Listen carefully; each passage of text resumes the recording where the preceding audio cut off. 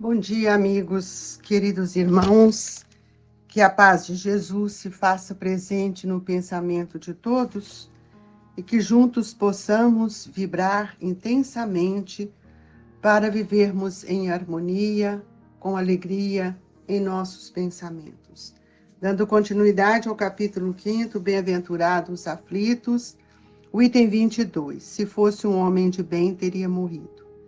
Falando de um homem mau que escapa de um perigo, costumais dizer: se fosse um homem bom, teria morrido. Pois bem, assim falando, dizeis uma verdade, pois com efeito muito a miúde sucede dar Deus a um espírito de progresso, ainda incipiente prova mais longa do que a um bom, que por prêmio do seu mérito receberá a graça de ter tão curta quanto possível a sua provação. Por conseguinte, quando vos utilizais daquele axioma, não suspeiteis do que proferis uma blasfêmia. Se morre um homem de bem, cujo vizinho é mau homem, logo observais, antes fosse este.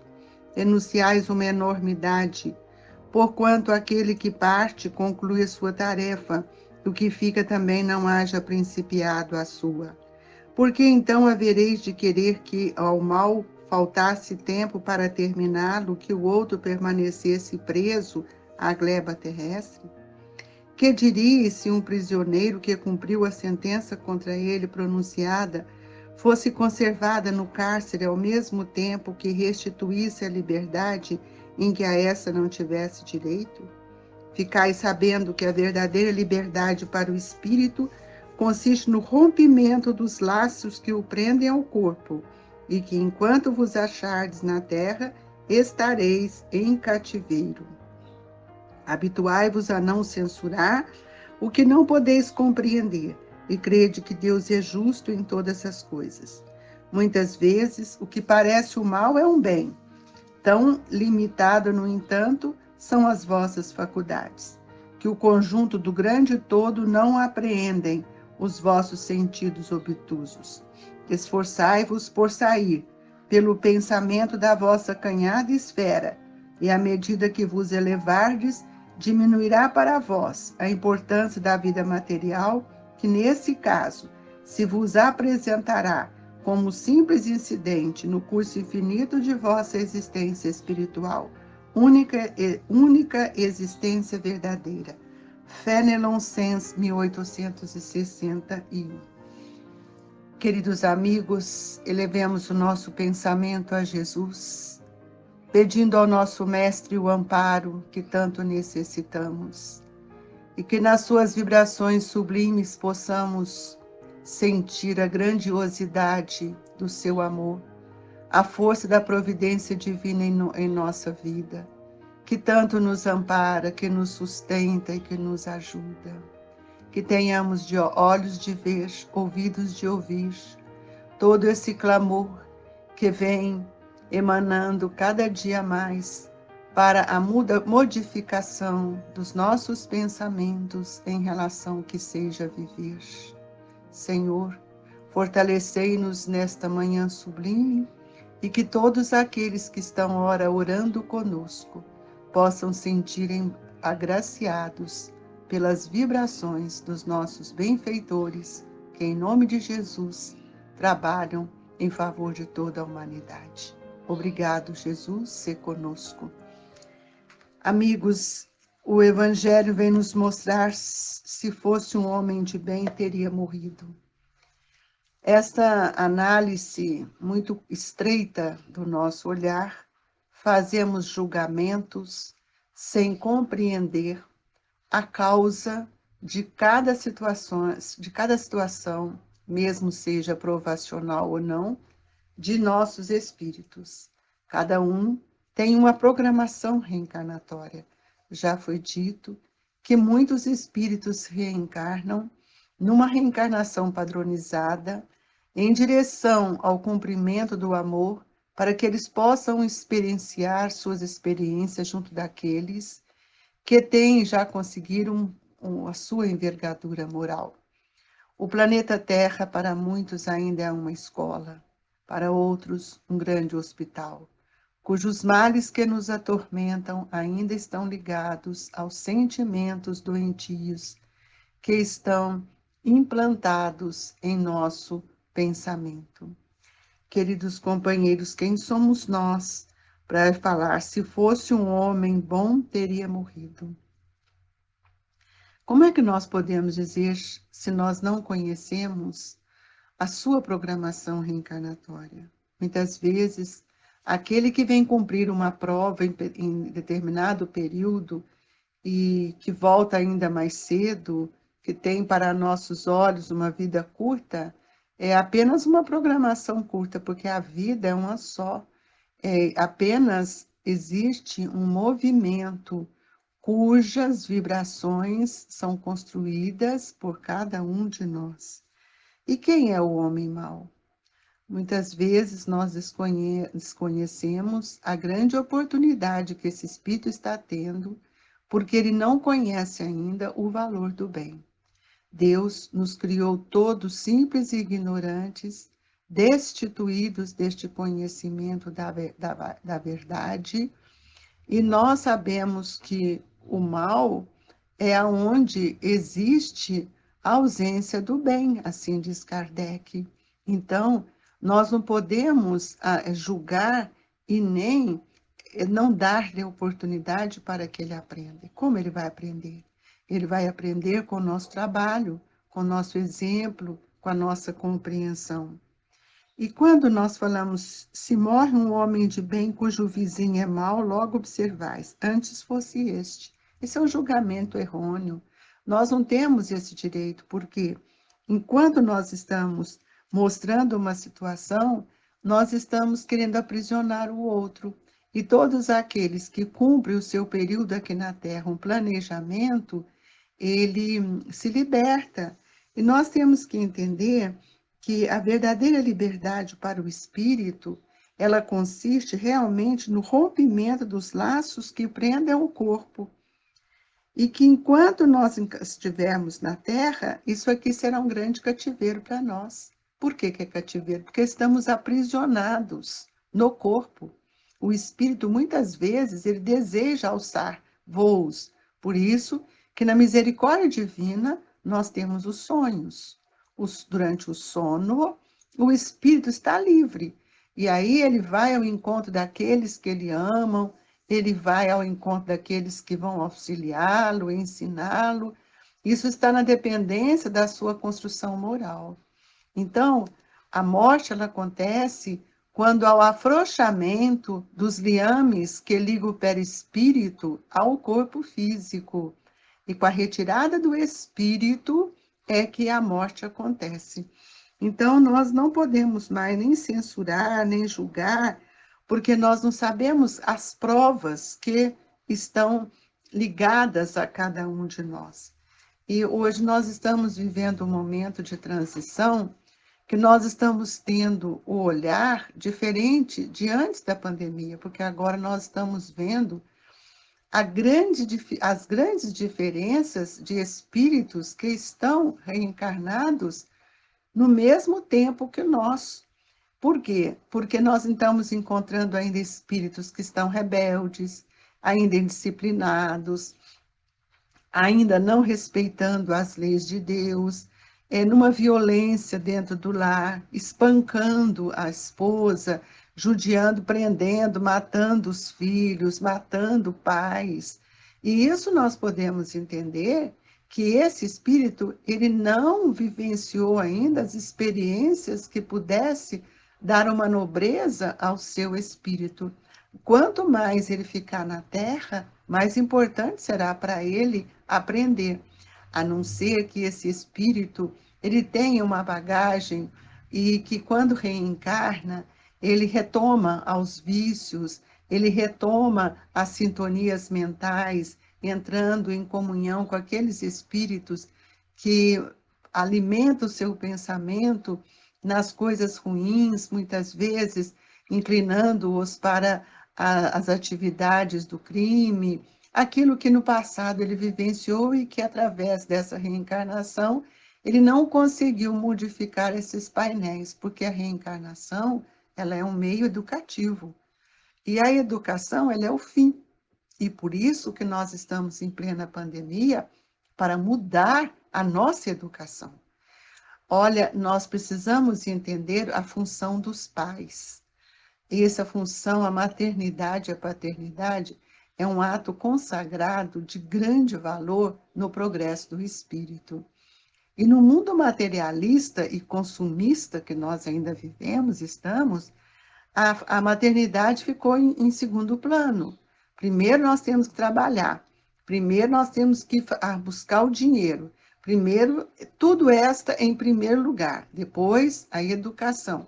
Quando não, eu terceirizo essa educação e nós achamos que educação é instrução. Não, estamos falando de uma educação das tendências, das más inclinações, dos sentimentos doentios, que tão fortemente se torna presente na mais tenra idade.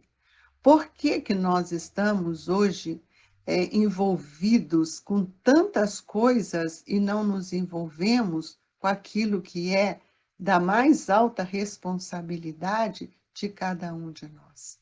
Qual pai que gostaria de ver o seu filho perdido aí nas veredas do mundo? Qual pai que sente feliz de ver um filho preso numa penitenciária? Eu acredito que nenhum. E se nós somos pais temporariamente deste espírito, imagine Deus, que é o nosso Pai, que é o Pai misericordioso, bom e justo. Então, os recursos que Deus nos oferece são recursos educativos. E nesta hora que nós estamos nessa pandemia, é hora de mudar, é hora de olhar para dentro de nós e ver o que realmente nos é importante, o que é prioridade, o que é para nós os maiores construções de valores. Hoje nós estamos tão distantes deste olhar. A educação do espírito, sem dúvida, é a base edificante do equilíbrio do espírito, quando nós conseguimos compreender que nós somos um espírito em busca de experiências espirituais e que aqui nós nos encontramos para modificar nossas más inclinações, mudar a nossa vaidade, fazer uma nova construção moral, nós não conseguiremos avançar. O planeta Terra ainda está numa condição de provas e expiação, porque aqueles que o habitam ainda não compreenderam a necessidade das grandes mudanças. Tanto é que os traços do hábito é tão forte, as inclinações que temos para as coisas fáceis, para o materialismo, é muito maior, e nós ainda não entendemos o chamamento de Deus, porque agora nós estamos sendo convidados a vivenciar tudo aquilo que o Cristo veio nos ensinar. E se nós não somos capazes de amar o nosso próximo, como é que nós vamos fazer com aqueles que estão junto de nós? Este amor é um amor possessivo. E como nós não conseguimos nem nos amarmos, nós levantamos essa hipótese. Por que que essa pessoa desencarna e é aquele que está numa cama, ou aquele que não é bom, fica aí para atrapalhar ou incomodando a vida da gente? Nós precisamos compreender que aquilo que os nossos olhos acham que é um desconforto, para o espírito mesmo aprisionado ao corpo, é um processo de reeducação. Então, nós devíamos aprender a amar muito, para que a gente aproveite dessas oportunidades para fazer as nossas mudanças íntimas, porque quando nós vivenciamos essas experiências, nós somos convidados a renunciar muitas outras coisas. E o que às vezes nos incomoda é que nós não sabemos fazer isso com amor. E por isso nós estamos sempre alegando algo que é fonte do nosso interesse. Por quê? Morrer, desencarnar uma pessoa que eu acho que ele é de má vida. Será que a mãe daquele espírito que está aqui cuidando dele, vendo, será que ela gostaria que ele desencarnasse antes da hora ou de alguma outra forma? Eu acredito que não. A morte ainda é um processo muito, muito desconhecido de todos, porque nós falamos da imortalidade, mas não a vivemos, porque o dia que nós vivermos como espíritos, nós teremos outros olhos de ver. As lutas que hoje nós estamos travando é a luta da vaidade, é a luta do egoísmo, do materialismo, do capitalismo, dessa vaidade exuberante que nós desejamos ter. É tanto que nós usamos hoje o recurso da mídia, expondo muito tudo aquilo que é da nossa intimidade, ou para chamar a atenção. Nós precisamos dar uma olhada primeiro no espelho da consciência, porque tudo isso que estamos fazendo está sendo registrado na consciência e na memória, na estrutura mental do espírito. E nós não estamos preocupados de forma alguma com a consequência dos nossos atos no futuro. O que é que estamos fazendo hoje? Vivendo num momento de transição difícil do planeta. Difícil por quê? Porque nós não conseguimos mudar os nossos sentimentos, não conseguimos valorizar a constituição familiar, o lar, não conseguimos relacionar com o outro como nós deveríamos, porque para que eu relacione, eu preciso me olhar, eu preciso me perceber e eu preciso sentir a importância do outro em mim. Quando eu quero afastar aquele irmão, eu posso afastá-lo de muitas maneiras, inclusive não precisa nem morrer. Eu posso afastar de mim por várias situações e criar barreira nos relacionamentos. E isso, meus queridos irmãos, é uma morte que nós não estamos cuidando disso, porque nós estamos deixando morrer em nós as nossas esperanças de progresso. Porque estar com determinado espírito é para nós um processo de educação. E às vezes nós argumentamos, mas o fulano é isso, o fulano é aquilo, mas se nós olhamos tudo aquilo no outro, como nos diz Joana de Ângeles, é que o reflexo maior está em nós mesmos. O nosso espelho reflete aquilo, tudo que nós estamos vendo no outro. E nós, muitas vezes, não pensamos naqueles que vieram também para fortalecer os nossos laços, para nos unir, que são os filhos. O pensamento egóico, ele olha só para si. Então, é por isso que nós, às vezes, levantamos essas suposições, né? Se fosse um homem bom, teria morrido. E se fosse aquele homem ruim, estaria ali por mais tempo. A escola, ela recebe todos os tipos de aluno e o hospital todos os tipos de enfermos. E cada um temos uma enfermidade. Se estamos repetindo alguns exercícios, é porque não aprendemos. Mas não é maldade só, não violência, não. Nós temos também essa violência branca na surdina, nos interesses, nas intenções pessoais. E nós sabemos, quando Kardec nos mostra, que o maior crime está não no ato externo, mas na intenção que o planejou. Então, precisamos pensar com muito cuidado, porque muitas vezes nós estamos mergulhados em grandes enganos. E que Jesus possa nos permitir que nesta manhã cada um reflita em si mesmo, interiorizando o Evangelho de Jesus, para que nós possamos nos perguntarmos: será que somos bem-aventurados? O reino de Deus já está implantado em nós? Foram essas perguntas que Jesus disse aos seus discípulos. E no silêncio das reflexões é que cada um vai se situar. Talvez nossas aflições não são aflições que nos levarão a sermos bem-aventurados, mas são aflições dos nossos interesses ainda tão doentios, tão egóicos.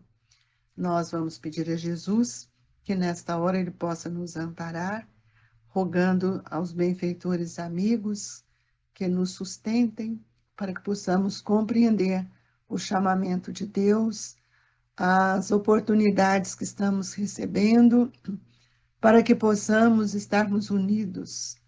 Esse momento dessa proposta divina é união e fraternidade. Que a gente possa repensar nos nossos atos e fazer do nosso lar um ninho de aconchego, de amor, porque não pensemos nós que um dá conta de viver sozinho e que a nossa família possa ser desestruturada pelos nossos interesses. Isso é muito, muito grave. E nós responderemos de forma muito, muito incisiva pelas leis de Deus. A cada um segundo as suas obras. Nunca esqueçamos disso.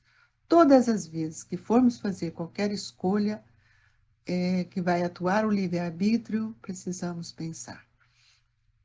E pedimos a Deus que Ele nos ampare, nos abençoe e que possamos, nesta manhã, receber a presença amiga dos nossos benfeitores na transmissão do passe, mudando esse movimento mental tão doentio, com tantas simbioses fluídicas que estão imantadas em nossa casa mental, pedindo a Jesus que nos fortaleça e que a água possa ser fluidificada, esse salutar medicamento que nos energiza e que nos fortalece.